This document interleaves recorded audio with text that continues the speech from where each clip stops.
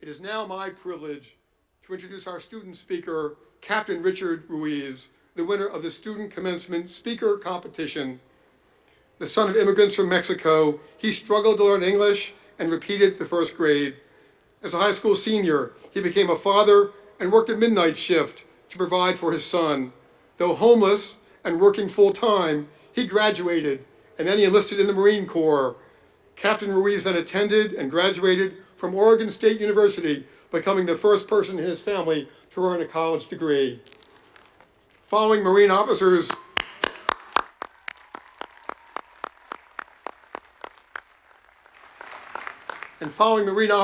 leadership school, he reported to Okinawa and then deployed to Afghanistan, embedded with Afghan troops. He was awarded the Bronze Star Medal with Valor for demonstrating heroism under fire. And later he redeployed to Afghanistan, this time holding leadership roles at Camp Dwyer, including commanding officer. In 2014, Captain Ruiz was selected for GW's Leadership, Education, and Development Master's Program.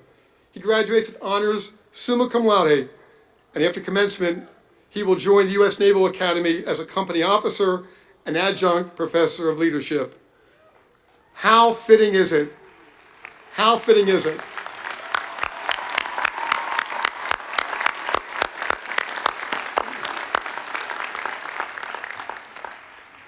And how fitting is it this university, inspired by our nation's first commander-in-chief, George Washington, and gathered today at the foot of the national monument built in his honor, should have as its student speaker a decorated member of our armed forces serving with courage and distinction. Please join me in welcoming Captain Richard Ruiz.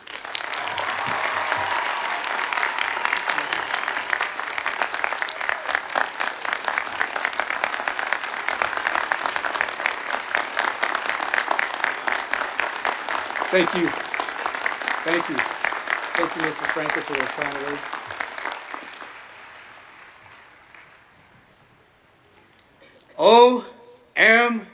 OMG. Wow.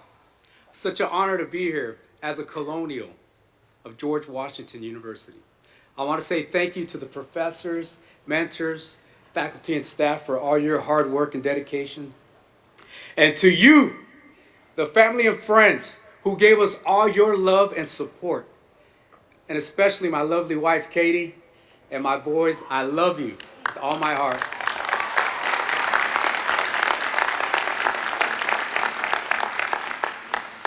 Now, it's been a long journey for many of us.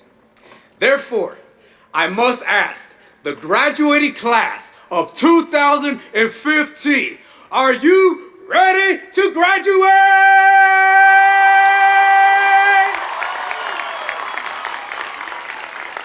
I am too.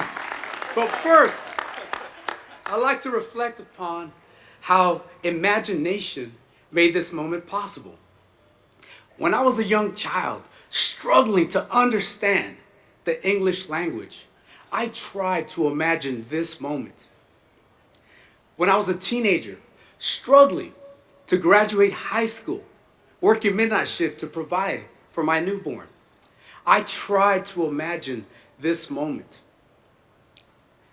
When I was a young man, fighting for this great nation in the mountains of Afghanistan, after nearly losing my life multiple times, I tried to imagine this moment. You see, I try to imagine a life of education and success. And today, we have all achieved this through the power of our imaginations. When we found ourselves submerged in books at Gilman Library, trying to find that perfect citation, many of us use a lot of our imaginations.